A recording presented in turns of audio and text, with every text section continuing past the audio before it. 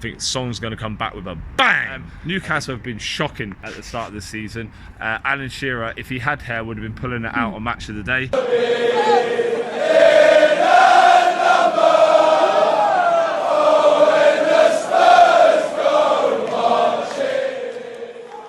Welcome back, Tottenham fans. It's Friday, 23rd of August. Yeah, it's the afternoon. We're out here on the beat, bringing you our Tottenham Hotspur versus Newcastle United preview. Also included in this episode, Tottenham transfer news, under 23 updates. Subscribe, like, and smash some comments down below. We're doing a free giveaway of a Tottenham kit as modelled by Luke here. You can win a kit. All you have to do is subscribe to our channel and be one of the first 200 to do so. We're halfway there at the moment, so if you really want to win that kit, get subscribed. Our last video was what, Luke? Gazaniga reacting to one of our fans. One of our fans sent in the videos, we got it reacted to. So if you think you've got a skill that's good enough to be reacted to by a pro, send it in to us, get in contact with us on Facebook and on Instagram, and we can get you onto our video. So transfer news, Luke, hit me with the first story. If you haven't heard, Napoli are interested in signing Fernando Llorente on a free transfer, and Man United have suddenly lost interest in him. Yeah, it was covered about a month ago that Ole Gunnar Solskjaer might bring him in as a make-weight replacement for the leaving Lukaku, but it seems that they've lost interest. It seems that Napoli are going to seal a deal for him.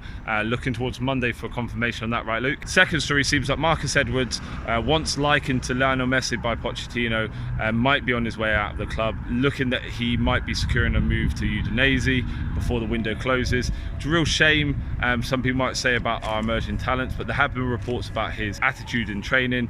You will remember he had an unsuccessful loan at Norwich, and Daniel Farke also commenting on his attitude, and it seems that he is making his way out of the club to Udinese. Had a mixed loan spell at Excelsior last year. I'll put the stats up here for you to see, but it seems that he's on his way out. If he is, good luck, Marcus, on your journey forward. We hope it's fruitful. What's the next story, Luke? Victor Wanyama might be moving to a club called Bruges if they manage to qualify for the Champions League. Yeah, so they've already played one game, they won 1-0, so they're waiting for the return leg next week. Victor Wanyama is unlikely to want to go to them. He's reported to have to take a pay cut to go there. Bruges are finding it financially difficult to secure the deal, but obviously getting Champions League football will mean they'll have the money to complete the transfer. So hopefully if they win the next leg, Victor Wanyama will say yes to that move, and it will be good for him. I feel sorry for the man, to be honest, because I love Victor Wanyama. I think he was a beast in our centre midfield, but maybe the team's evolved a little bit, and with the signings that have been made and the emergence of young talents such as Oliver Skipp, I think he's going to find game time hard to come by. So he's too good a talent to leave on our bench, I think, Luke. I know about having strength in depth, but at the age he is, he's probably going to want to be securing regular first team football. So if he does go in a deal that's reported to be around about £13.6 million, £10 million up front plus add-ons, then I think that's a good bit of business, considering you bought him for £11 million for the club, and also good for Victor. So we'll see what happens with that in the coming days. Last transfer story is we bid farewell to George Kevin Nkudu. He has joined Besiktas in a £4.6 million move. Good luck to George. He didn't have the most of opportunities at Spurs. However, I think he's still a promising talent, and apparently we've got a 50% sell-on fee in his contract. So if he does come good at Besiktas, hopefully we'll benefit from that. But George, from us to you, good luck in the future. Good luck. So let's get into our review of Tottenham Hotspur versus Newcastle United. Luke, hit me with some stats about Newcastle. They have 10.5 shots per game, 41.2 possession. They've also conceded 4 goals, and they've scored 1. So I think it's been quite a frustrating time for Joe Linton and Almiron up front. Bruce is insistent on playing 5 at the back, which seems to starve them of any sort of service. In the last game against Norwich, they got thumped 3-1. Teemu Pukki scoring a hat-trick in that game. During Bruce's press conference today, he was aggressive, saying that literally the buck stops with him. The performance against Norwich wasn't good enough, and so I think he's going to have his players coming out fighting, playing against Spurs. Maybe he'll go with a tactical reshuffle and try and just defend when they come to the Tottenham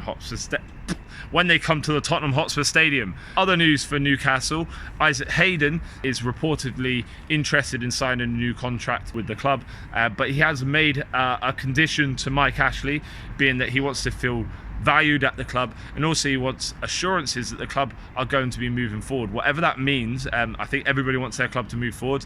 I think he wants assurances on how his club are going to move forward, so interesting that is coming before a Spurs game as well. But Newcastle have been shocking at the start of the season. Alan Shearer, if he had hair, would have been pulling it out on Match of the Day, looking at how poorly they had started the season. Steve Bruce, I think, has got a lot of work to do, but they will look to come to Tottenham Hotspur and try and take points of us. Let's look back at the last 5 times that we played Newcastle United, Luke. So what have the results been in the last 5 games, going from our last game? Going backwards from our most recent game, we won 1-0, won 2-1, won 1-0 again, won 2-0, and then lost 5-1.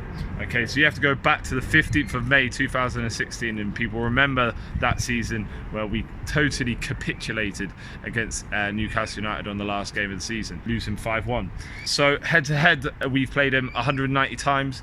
We've won 70 of those games, losing 58 to Newcastle United, and in the process, we've drawn 32 games. So head to head stats suggest that we should go into this game with confidence. I think we should do too. Let's have a look at the Tottenham team news ahead of the match. So Juan Foyth is still recovering from an ankle ligament injury that he sustained during pre-season in a match against Bayern Munich in the Audi Cup. He's probably still a couple of weeks away from returning to full fitness, and when we met him at the training ground the other week, he said that he didn't know when he would be returning, but he wasn't taking part in afternoon sessions, which would suggest that he is still undergoing rehabilitation, so it's unlikely that he will feature. Reportedly that he might feature against Arsenal at the beginning of next month, so we could be saying that he's about a week away from full fitness. Also, Ryan Sessegnon was signed. He is still out, still recovering from a hamstring injury. The big blow that's been hit to us today is recent signing Tanguy Ndombele is out. He has an injury. He has sustained a minor thigh injury this week,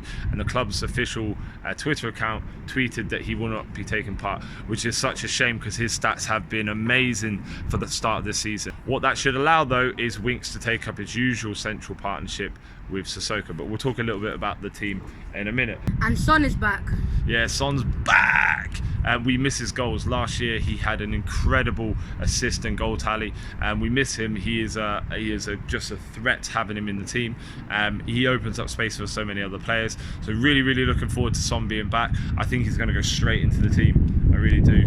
Our stats at the beginning of this season, we've had a really good start to the season. So obviously beaten Aston Villa 3-1 on our opening day with Ndombele's rocket as his debutant goal. Positive 2-2 result at the Etihad last week. Check out our review of that. VAR coming in at the last moment, our 12th man again. But great result, great point. And Lamela, I just think, has been on fire this season. He's had a great pre-season. He's had 2 assists, 1 goal, and a key moment in the game as well. So really good from him. Hope he goes into this game full of confidence and gets himself on the score sheet again. I really think this could be a breakout year for our boy Eric Lamela. What do you think, Luke? Yeah, could be, yeah.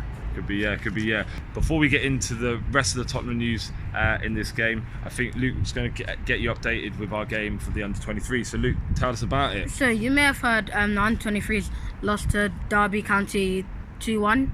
Yeah, they were playing at our Enfield training ground today, losing 2-1. Who was it that scored for Spurs, Luke? Richards. And against us? Holmes and Whittaker. We'll post a little match report on our Instagram account so you can get up to date with some of that and some of the pictures from that game. But unfortunately, they were missing Troy Parrott, who was out with a slight injury, and also Tanganga, who played in pre-season, who was pretty impressive in my opinion, was also missing from the squad. So we'll get back to you with a match report and updates from what happened in that game. But unfortunately, they suffered a loss today. Let's have a look at our stats. So how many goals we scored, Luke? We scored 5 goals. How many we conceded? 3. What's our pass completion? 87%. And our possession? 54.6%. And our average shots per game? 17. Okay, so this leaves us with our prediction of what we think is going to happen during the game. I can't see us going to a back 5. I don't see that happening. I can't see Vertonghen being brought in from the cold.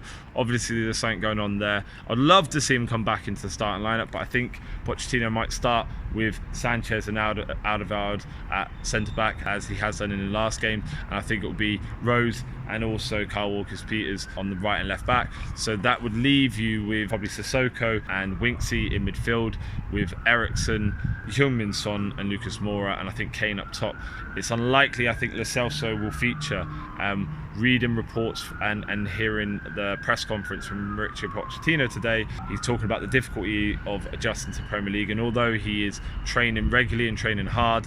He is probably still a little bit away from where the club wants him to be. So he's going to have to get some minutes during games to get up with Prem speed, but I wouldn't bet against seeing him for about 20 minutes during the game. We do expect Heung-min to start. Apparently he's been training well all season. Mauricio Pochettino has just been frustrated at the fact that he hasn't been able to get Son into the starting lineup. The fact that he has been at the training ground, training every day and training really hard, means that he is ready to be called up. The last piece of news is that Dele Alli is back.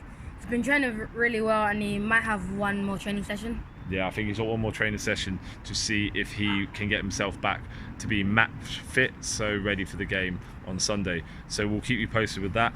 But on to our predictions for the game. Luke, what's your prediction? We're beating them 3-1. 3-1. He said that in the week. I'm going with 3-0. In fact, do you know what? I reckon it could be a 4-0. I think we could give him a real battering this weekend. I think Son's going to come back with a bang. I think Moura's going to come back with a bang.